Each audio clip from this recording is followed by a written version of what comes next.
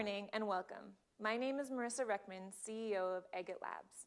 And today it is truly my honor to introduce to you a presentation that is so important, not just on today, November 11th, but on every day. As many of you are aware, we have recently launched the AGAT Labs Foundation. AGAT Laboratories, as you can imagine, is one of the key founding partners of the foundation itself. But we hope to entice many to get on board and help us in our quest to support our communities in need. There are many issues and challenges that our communities face. They're plentiful, and we hope to be able to tackle many of them. But it starts through education. To be able to find a solution to a problem, we need to understand what that problem is, and we need to understand how we got here. History is important. Details, scientific explanations, and interpretations are important. We seek to provide you with access to education, keynote speakers, technical experts, and many more that can come together and give us the story on where those issues and challenges in our communities have come from. Today is a very important day because today, one of the things that we are focusing on are our veterans.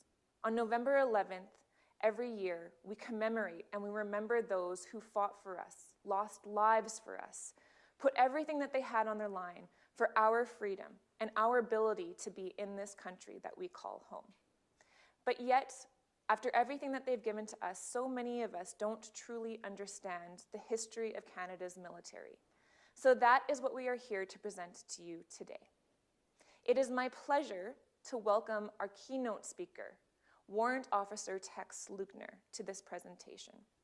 Tex and I have had the pleasure of working together in the past during his time at AGAT Labs.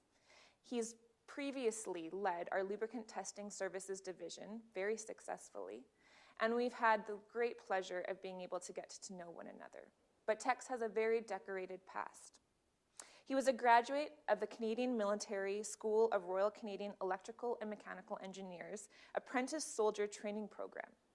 Warrant Officer Leugner spent 15 years as a technical maintenance specialist with the Canadian Army, including service with NATO in Europe and United Nations peacekeeping missions on the Gaza Strip, Cyprus, and the Sinai Desert, where he was attached to the Swedish Army as a maintenance specialist at Sharm el-Sheikh.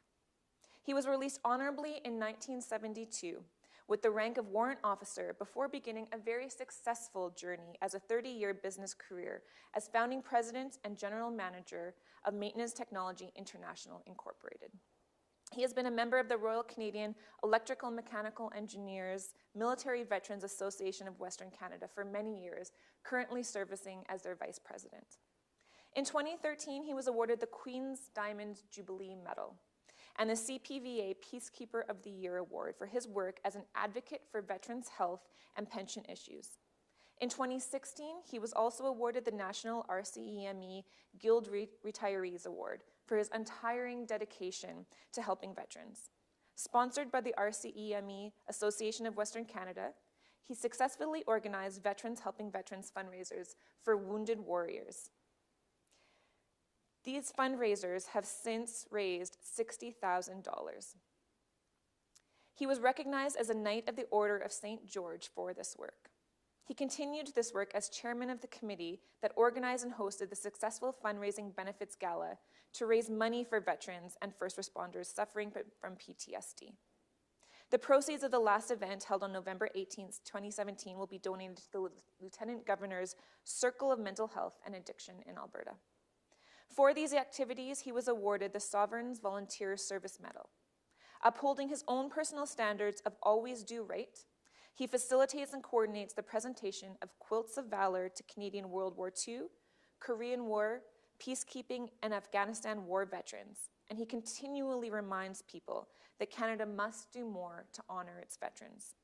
He was recently recognized by the Royal Canadian Electrical Mechanical Engineers Corps with the Leaders and Trailblazers Award that will be displayed at the Corps Museum in Kingston, Ontario. It is my absolute pleasure to welcome Warrant Officer Tex Leugner to the podium. Please join me in offering your sincere welcome. You, Tex. Thank you.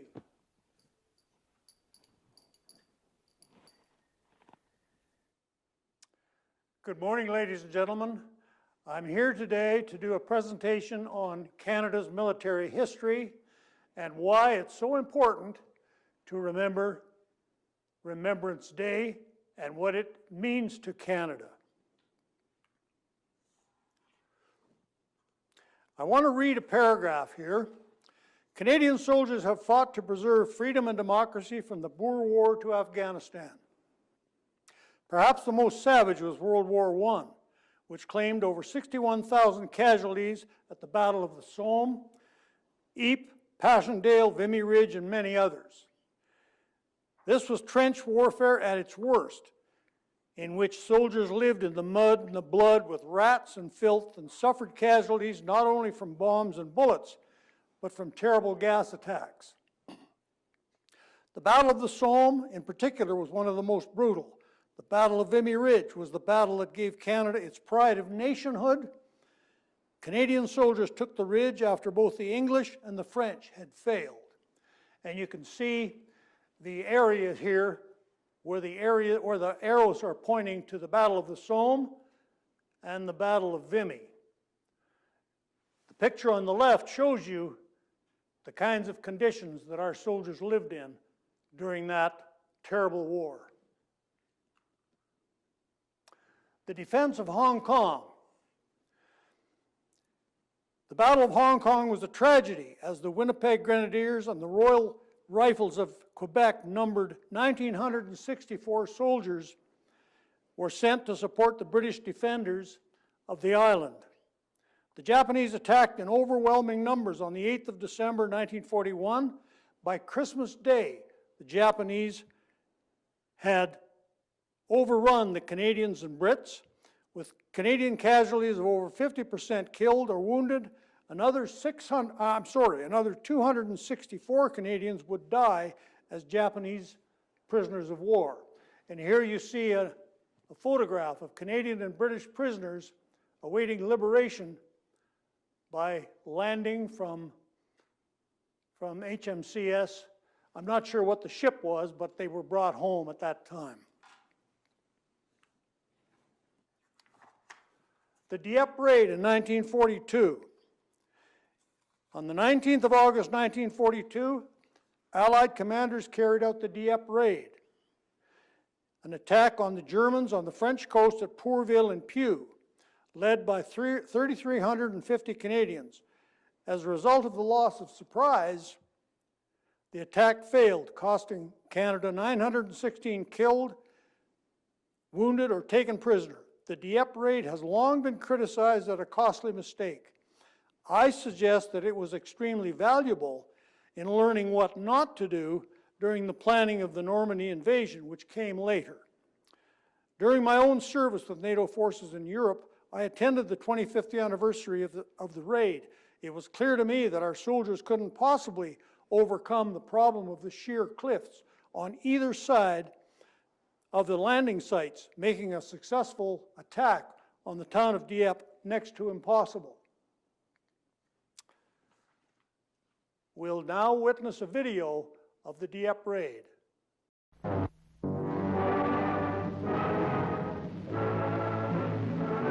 Hundreds of barges, a mixture of dangerous fighting men.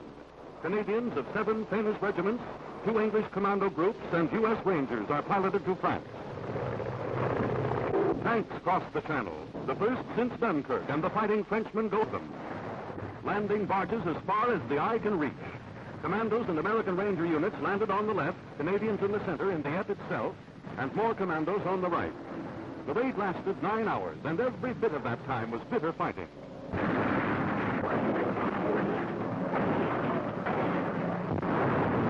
The raiders gather to return. Within 6 minutes of their schedule, the last men to leave are on the barges. The scene reminds you of Dunkirk, but the spirit is different. The men in these barges, the pilots in these American planes, know that they have struck a vital blow and retired according to plan. A successful rehearsal for future action.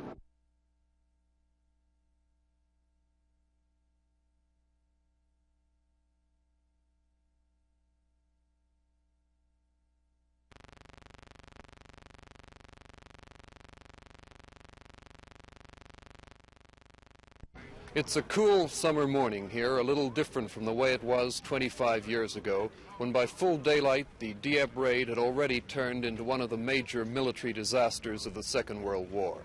Gathered to remember that occasion and honor the 907 Canadians who died at Dieppe are the survivors of the raid and the relatives of the dead. The survivors include representatives of the 12 Canadian regiments which took part in the raid. Among them, the Royal Regiment of Canada, which in a few hours at Dieppe suffered the heaviest death toll of any Canadian battalion during the whole course of the Second World War. August 19, 1942, Churchill in his memoirs called it a day all its own in the long history of war. Was the Dieppe Raid, as some claim, a bloodletting that should never have been launched in the first place, or did the lessons learned at Dieppe enable greater losses to be prevented at the D-Day landings in Normandy 2 years later? What is certain is that the raid brought more than a gleam of hope to Nazi-occupied France and Europe. It was the proof that Canadians were prepared to die for the liberation, a pledge they'd come back later to help the Allies finish the task. David Holton, CBC News, Dieppe. The invasion of Sicily in July 1943 was a prelude to a complete and full attack on Fortress Europe, a backdoor to defeating the Germans. Opposition was light on Sicily, but after the Canadians crossed the Strait of Messina and landed on the Italian boot, things got much tougher. During battles at Ortona, Casa Berardi, Monte Cassino, San Ferdinando, the Gothic Line, and others, Canadian soldiers made themselves proud. A particular issue was the Battle of Anzio, where the 1st Special Service Force, a combined force of highly trained airborne Canadian and American soldiers known as the Devil's Brigade, distinguished themselves, later honored by the American Congress for their heroism. Finally, Rome was taken and the Allies had won the Italian campaign. 72,757 Canadians served in Italy with less than 5,500 killed and almost 20,000 wounded. Next, we have a soldier from the Royal Canadian Electromechanical Engineers who fought during the Battle of Italy. He's 98 years of age, and he covered our motto. The motto of our corps is Arti e Marti, meaning by skill and by fighting.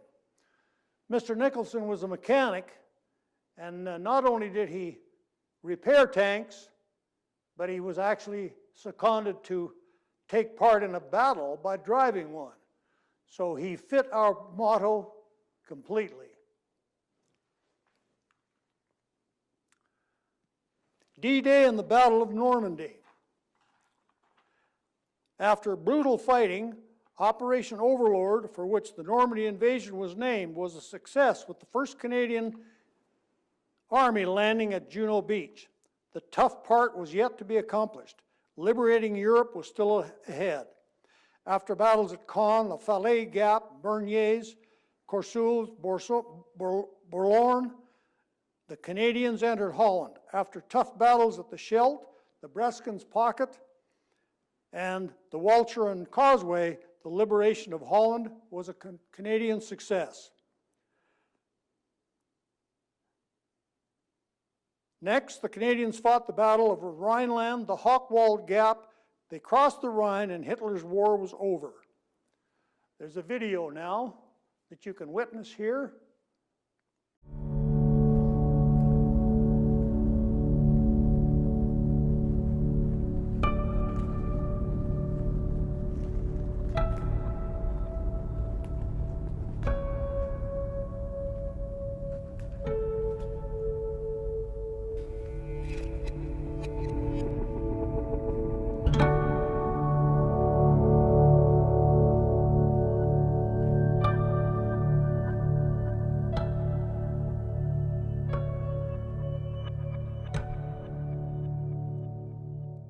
Well, this is in a landing craft assault.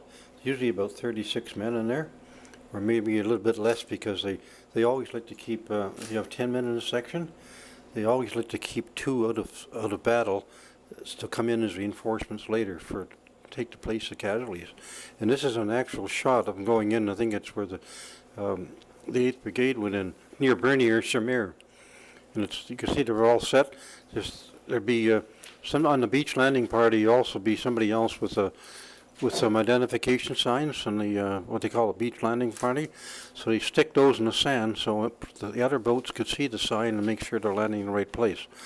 But these are the infantry people going in, and you can see they're all pretty anxious, right? And there's a middle group go out first. There's the hedgehogs there. Yeah, there's the hedgehogs, and there's a ladder for climbing over. Now, what they actually done is on each of the landing craft, they put a camera with a wire going back to a battery, and the sailor was supposed to turn it on, but the seawater fouled it up. I can't really recall, but it was rough as you got near the shore. You'd see that it's quite a ways away from there. And there's a guy carrying a signal set. This may have been the follow-up group.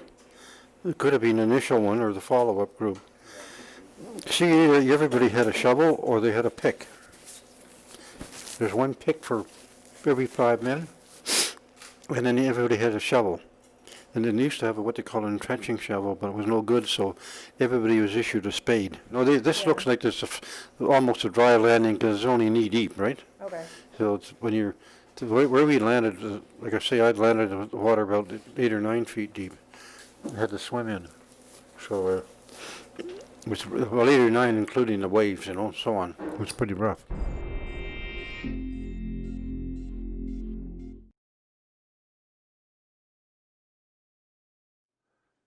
I want to show a couple of our World War II veterans who fought during the battle across Europe and eventually liberating Holland. This is Mr. Bill Ward. He lives in Airdrie, Alberta. He's 100 years of age.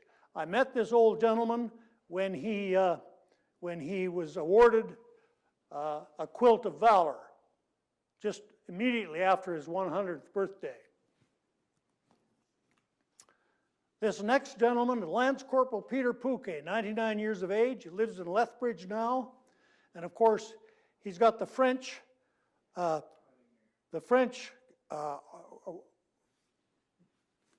here, the French award for heroism because he fought across France, of course, with all of our Canadians, but he was particularly honored with that particular badge from France, or with that medal from France. The liberation of the Netherlands, as you can see, the arrow points out the headquarters of the 1st Canadian Army, and of course, the Canadians liberated Holland. And the gentleman that I showed you a picture of just a moment ago, he visited Holland when he was 85 years old with his family, and he was treated like a king. They fed him, he couldn't buy a drink, his hotel rooms were paid for, and he was treated like a hero. Here we see Dutch civilians and Canadian Army troops celebrating the liberation on the 7th of May, 1945 in Utrecht in Holland. The Korean War, 1950 to 1953. Known as the Forgotten War, for which a peace treaty has never been concluded, Canada fought with the American forces to ensure that the Soviet-backed North Koreans would not take South Korea. The war went on from 50 to 1953, after which a United Nations peacekeeping observer force was put into place until 1957. A total of 516 Canadians died during the Korean War, including 46 peacekeepers. Obviously, there was no peace to keep. The Battle of Kapyong is remembered by the 2nd Battalion PPCLI. And you can see in the screen the area of Kapyong just next to Seoul, where if the PPCLI had not helped stop the North Koreans at the Battle of Kapyong, South Korea would have been lost to North Korea. And here we see some of the equipment that was used during the Korean War.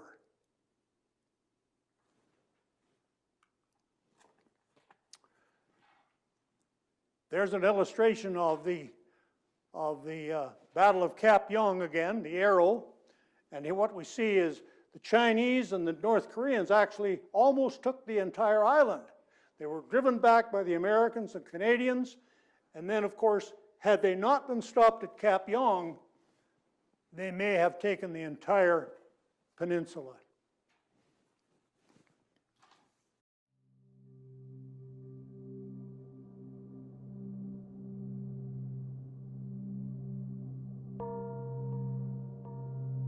Following Japan's surrender at the conclusion of the Second World War, Korea is occupied by the Soviet Union and the United States.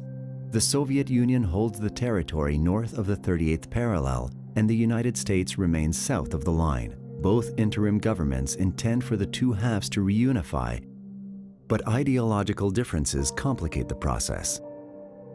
In June 1950, following border clashes, the North Korean People's Army, using Chinese and Soviet-supplied weapons, invade the Southern Republic of Korea in an attempt to reunite the country by force. The United Nations Security Council condemns the invasion and urges members of the General Assembly to give military support to the Republic of Korea. More than 20 allied nations, including Canada, do so in late June 1950. Initial combat occurs across the Korean peninsula, but by 1951, the armies are engaged in a defensive war of patrols and raids along the 38th parallel. The Allied forces are unprepared for the guerrilla tactics used by the opposing North Korean and Chinese infantries. However, Canadian troops distinguished themselves during the close combat battles of Cap Yong and Hill 355.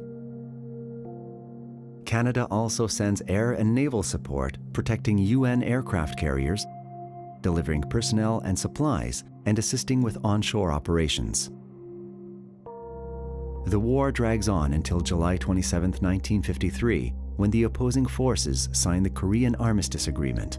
The Korean Demilitarized Zone, known as the DMZ, and a ceasefire are established, and prisoners of war are exchanged. The cooling of hostilities is meant to allow for the negotiation of a peace settlement, but that has not been reached to this day.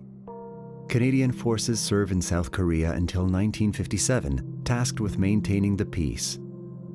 The Korean War is often referred to as the Forgotten War, due to the lack of public attention it received both during and after.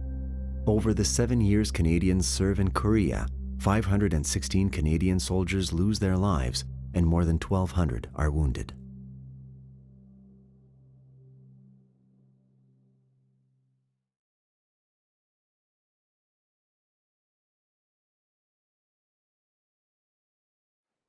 There's no such thing as peacekeeping when there's no peace to keep. As I mentioned earlier, we lost 46 peacekeepers during peacekeeping operations in Korea after the war.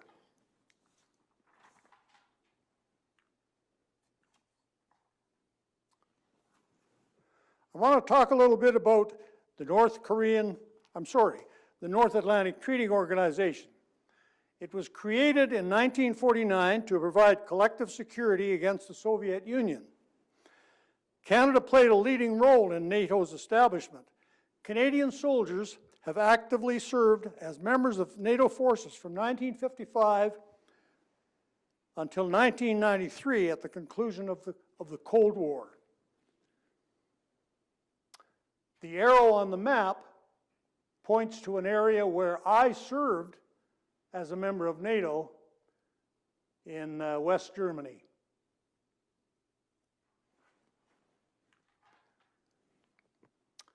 The Gaza Strip.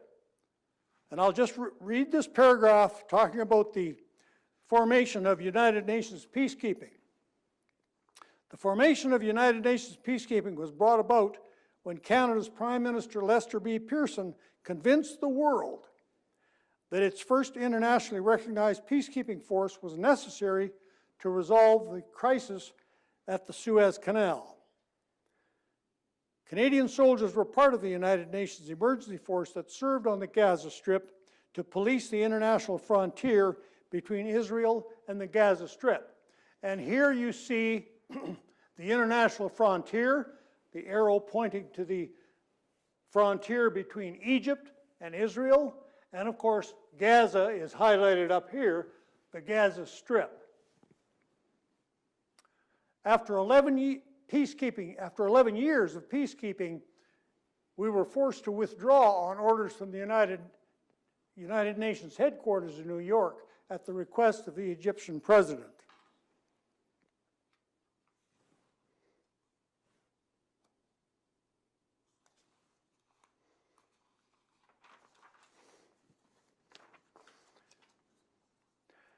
One of my best friends was killed on the Gaza Strip.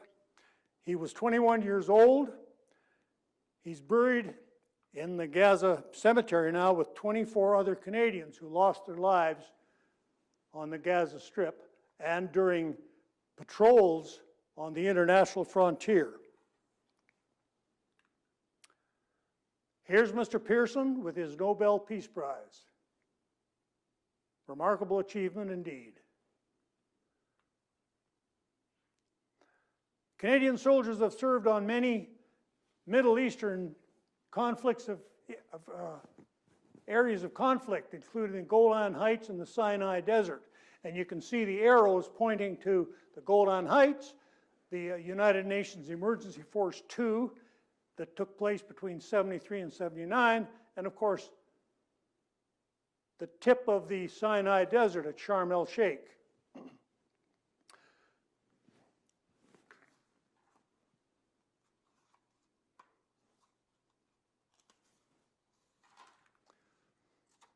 Cyprus was another trouble spot.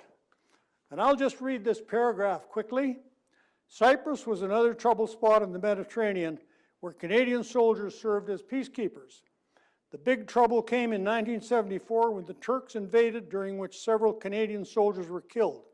The green line still exists across the border, or across the island of Cyprus, and the island is still divided.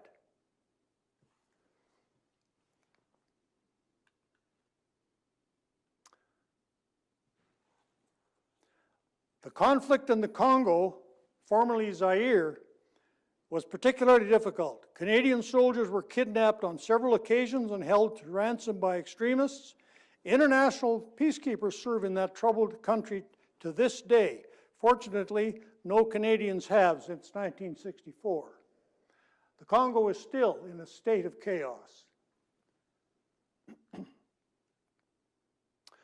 Here's a typical illustration of a Canadian soldier from the Royal 22nd Regiment checking a recoilless rifle during a visit to a Congolese defensive position in 1963.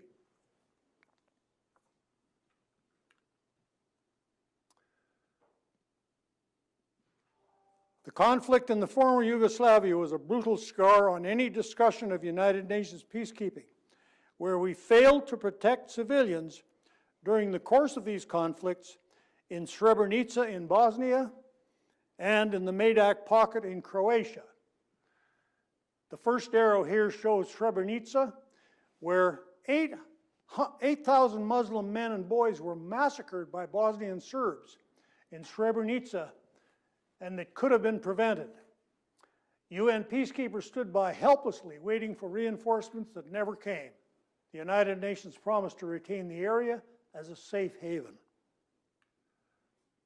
In this slide, we see an area illustrating the Medak Pocket.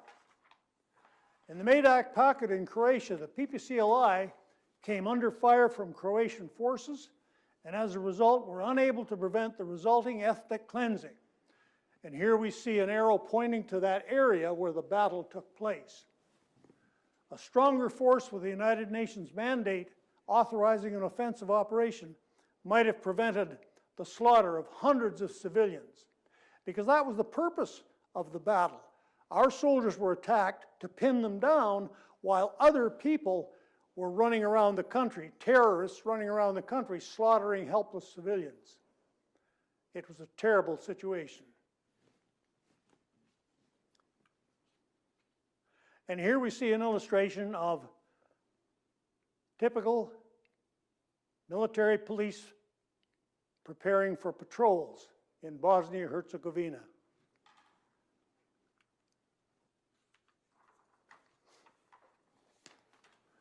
Rwanda, 1994.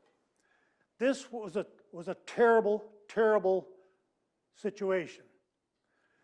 450 peacekeepers led by Canada's General Dallaire could not prevent the slaughter of 800,000 Tutsis by Hutu extremists in 1994.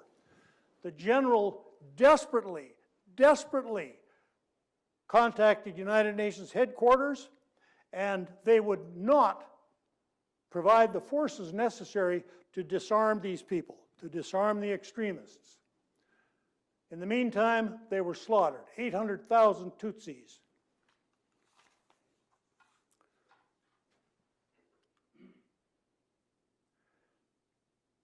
Here we see General Dallaire, and General Dallaire, as a result of his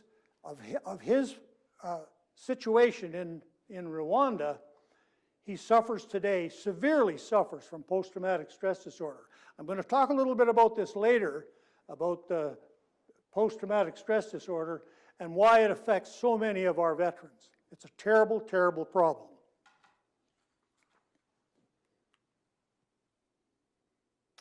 Israel and Lebanon. During the 2006 war between Hezbollah terrorists and Israel, politicians around the world were demanding the insertion of a peacekeeping force. There was one already there. We had had a peacekeeping force between northern Israel and southern Lebanon since 1978. In fact, Resolution 1559, calling for the disbanding of all Lebanese militia, including Hezbollah, was never implemented. So the United Nations failed in its requirements to prevent severe problems between civilians between Lebanon and Israel.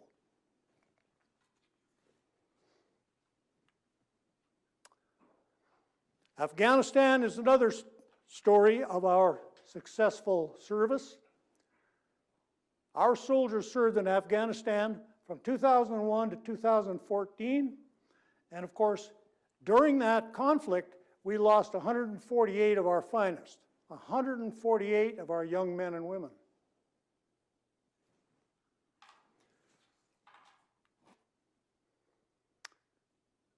United Nations peacekeeping, the myth and the reality.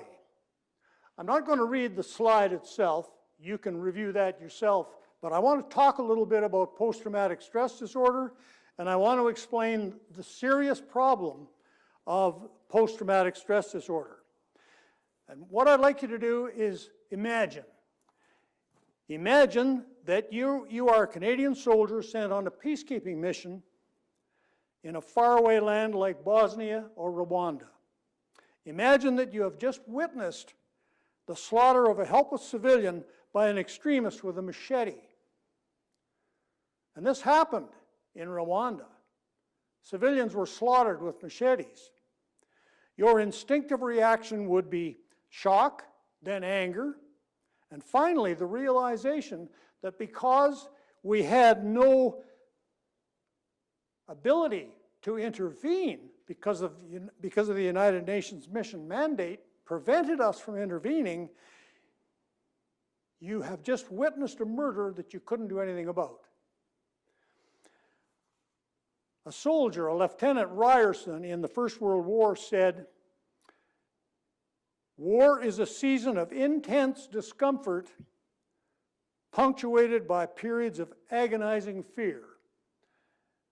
I never came under fire during my 15-year military career, but I can imagine what that man was describing. This stressful fear experienced by many soldiers during battle manifested itself in many ways. During World War I, the term used was shell shock, where an otherwise brave soldier might literally begin to cower in terror at the mere sight of the enemy or the sound of an exploding shell.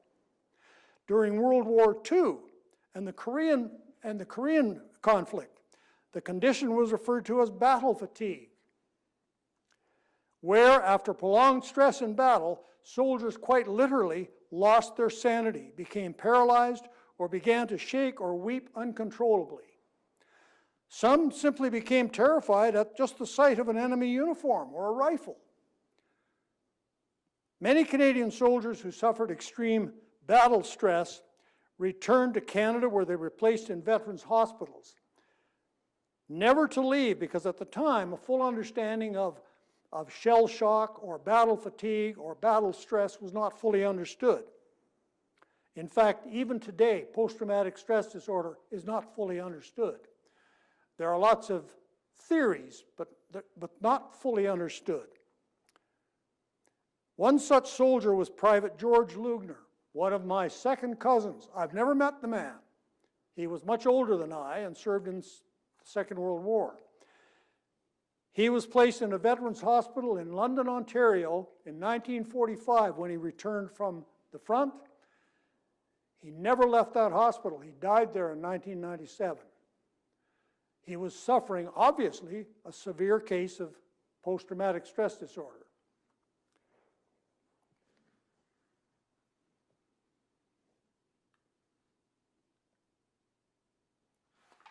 Another problem today that the United Nations has not resolved, because they need peacekeepers and they're sending them around the country to various conflict areas, they are now accepting third world countries to send their soldiers as peacekeepers as a source of income that's paid by the United Nations, because they cannot themselves properly support or equip their soldiers.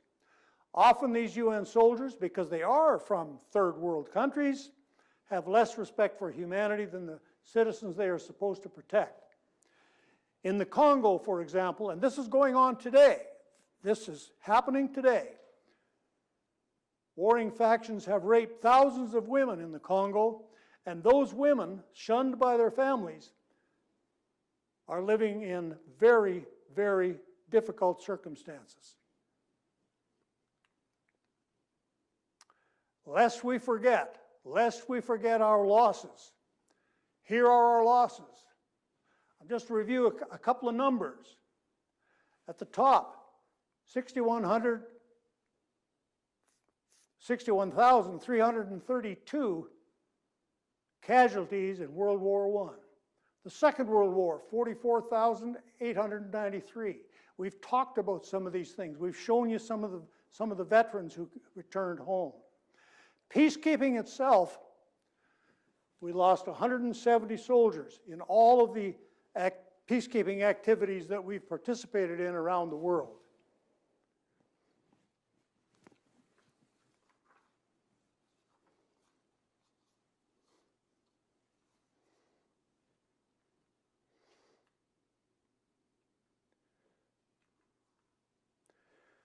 Canadian soldiers have been honored for their exploits with many medals and awards, among them the Victoria Cross, the most prestigious of military honors. Between 1854 and 1945, 95 Victoria Crosses have been awarded to Canadian soldiers.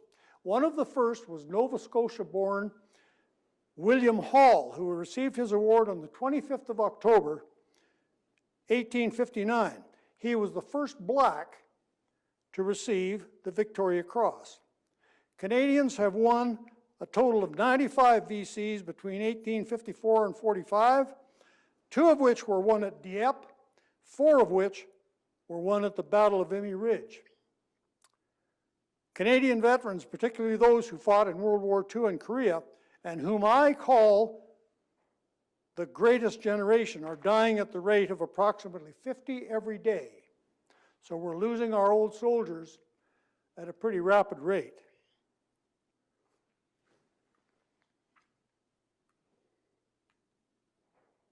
Here we have the War Memorial in Ottawa, and of course the Tomb of the Unknown Soldier. People who visit Ottawa must visit these sites. They must visit these sites to get an idea of what our soldiers have accomplished in 153 years. Here's another view of those two sites, the Tomb of the Unknown Soldier right in front of the War Memorial. And here we have a close-up view of the soldiers on the War Memorial itself.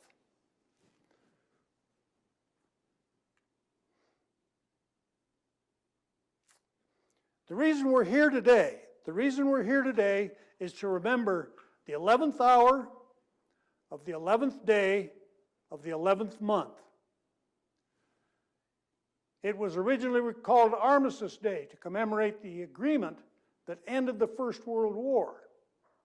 However, when you're thinking of soldiers and veterans who have died and veterans who have served, remember the 11th hour of the 11th day of the 11th month. Some people say when they're at the cenotaph or when they're at the Legion, they say, we'll take a moment's silence. That's wrong. 2 minutes of silence is what's required. 2 minutes of silence is what is required to remember our soldiers who have suffered and died throughout the wars that we have fought.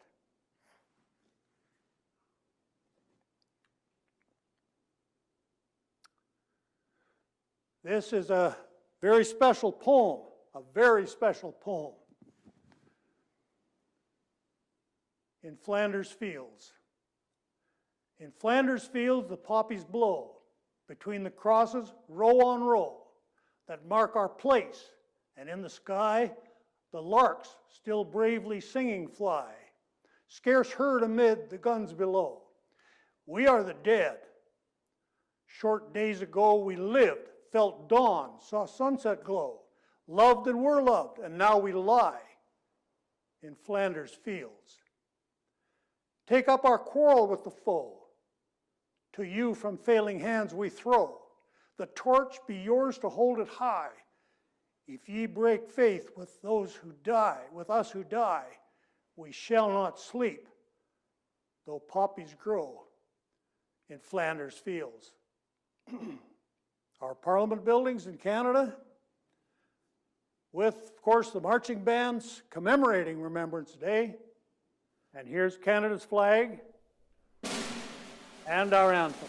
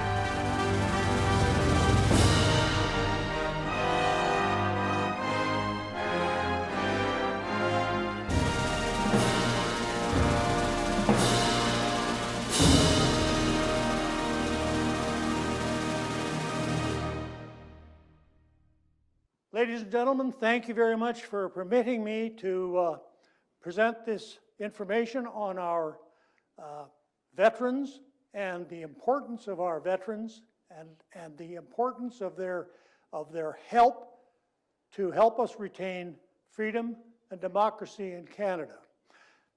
On behalf of veterans themselves, I want to thank the AGAT Foundation for permitting me and allowing me to make this presentation. So I want to thank Mr. DeSanti and the AGAT Foundation for that honor. The next thing I'd like to do is I'd like to talk about veterans themselves and how much we need their help. We commemorate the poppies every Remembrance Day, but that's not enough. we want you to remember what the meaning of the poppy is. The poppy means supporting our veterans.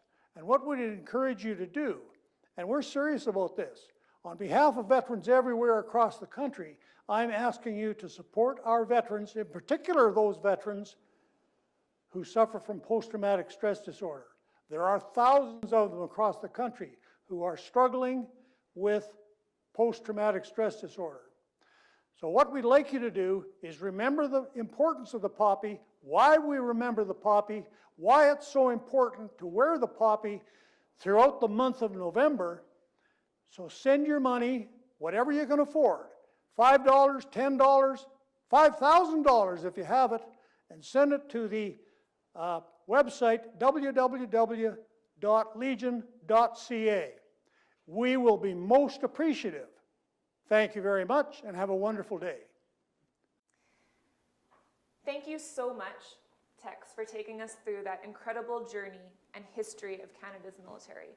I definitely can say that I have learned a lot more than I knew yesterday, and I hope that I will take that with me everywhere that I go. As you can see, we are allowing this presentation to be live through a multitude of streaming medias, and we are going to keep this presentation on our YouTube channel for years to come. So please provide your feedback, and share this video with everyone that you think could benefit from understanding more about our great and rich history with Canada's military. Like Tex said, there's a number of ways that we can help to support our veterans, and we hope that today you have learned and understand why they need our support. Remember, when people put their lives on their lines for us, the least we can do is understand what they need from us in return. Our communities get stronger when we journey together, and we hope that through these educational moments, we will continue to do more and more of that moving forward. Please feel free and welcome to send in your feedback to our foundation so that we can better understand what you hope to see from us in the future. And remember, together, we can get through a journey, find solutions, and we can tackle every issue and challenge ahead of us. Thank you very much. And please take a moment of silence and commemorate Remembrance Day, this day, but every day forward.